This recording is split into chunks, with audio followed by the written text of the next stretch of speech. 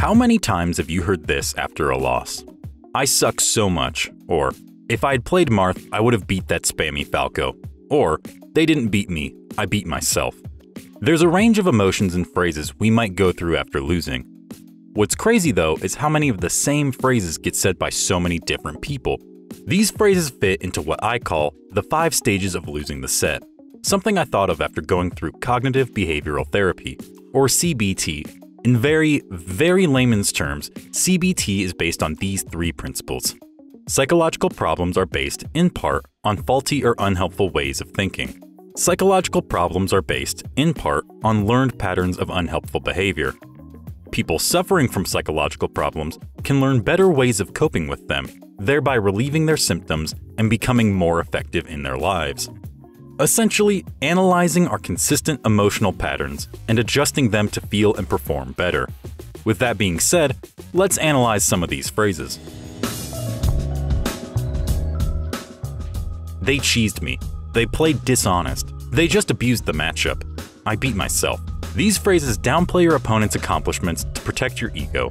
These phrases boil down to, my opponent won, but they're still not as skilled as me.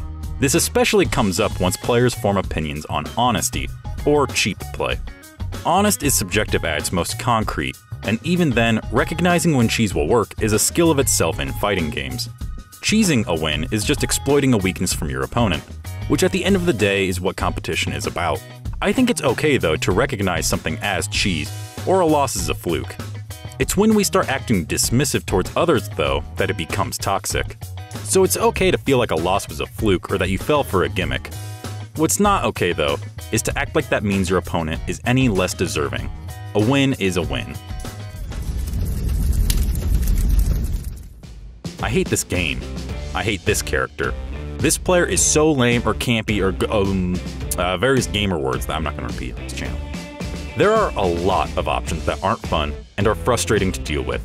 This section is not why you shouldn't feel mad about frustrating options, but more how you express that frustration.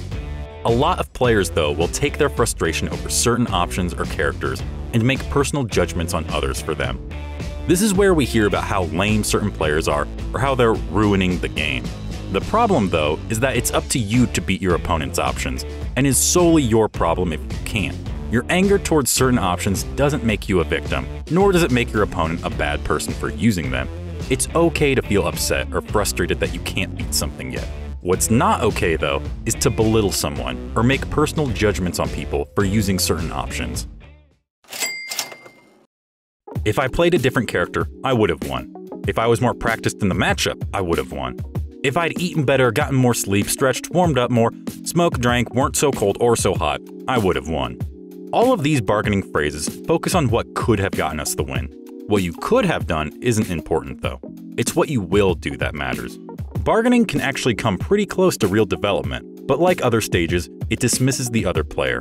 While cold hands and bad matchups might deserve some credit, the mistake lies in giving these all the credit. All the changes in the world still might not make a difference if the other person is playing well enough. So it's okay and even good to consider improvements you can make. It's not okay to get hung up on past sets or attribute a loss to everything but your opponent. Players in this stage talk about how much they suck, how their time has passed, or that they just don't have what it takes.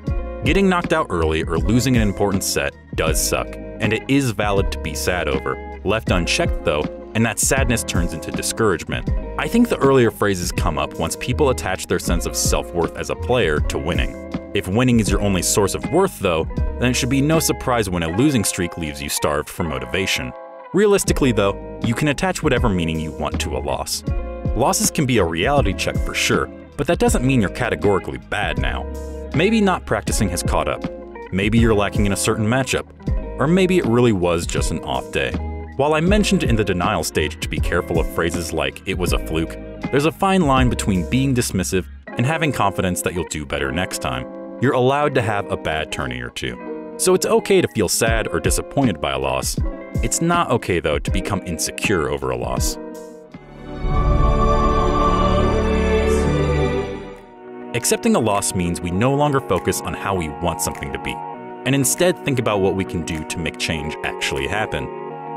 We have to recognize reality without the filter of our personal feelings, and there's two methods I've found useful for this. The first is mindfulness, which Dr. Jon Kabat-Zinn defines as paying attention in a particular way, on purpose, in the present moment, and non-judgmentally. Let's say you just lost to a lower-seeded puff, getting bared repeatedly, and you start to worry about what it'll do to your ranking. Calling her back air busted or unfair would be applying your own judgment. The mindful approach might be to recognize that bear is frustrating to you, but the move by itself simply is what it is. Likewise with ranking fears, a loss is just one loss. Being present-focused recognizes that it doesn't have any inherent implications for the future. Mindfulness means focusing on reality immediately in front of you. The second method is cognitive distancing, which is defined as seeing one's experience outside of their own perspective. Watching old PPMD VODs, it's not uncommon to see him laugh stuff off. I found myself acting similarly, smiling at nerve-wracking sets and even SDs. I can't speak for PP, but for me at least, I started thinking about how funny Melee can be, even in its most unfortunate moments. Take this Teams clip. We're one stock away. I just have to do a simple short hop aerial. Oh, okay, and I messed up an easy input by most standards. It's okay as long as I clutch it, and okay, I mess up that too. Hey, look at this guy. I bet he thought he was actually good 30 seconds ago. Don't get me wrong, this sucked. At the same time, though, I couldn't help but think how funny it was to mess up in such an amazing fashion, and that I'd probably make fun of my friends if they did the same thing. Cognitive distancing can show us the lighter side of a bad situation, and help us move on to the next tournament. I hope this video helps losses sting a little bit less. If you liked what I said, consider leaving a like or even subscribing to know when next month's video is out. You can find me on Twitter and Twitch as well for more. Until next time, thanks for watching.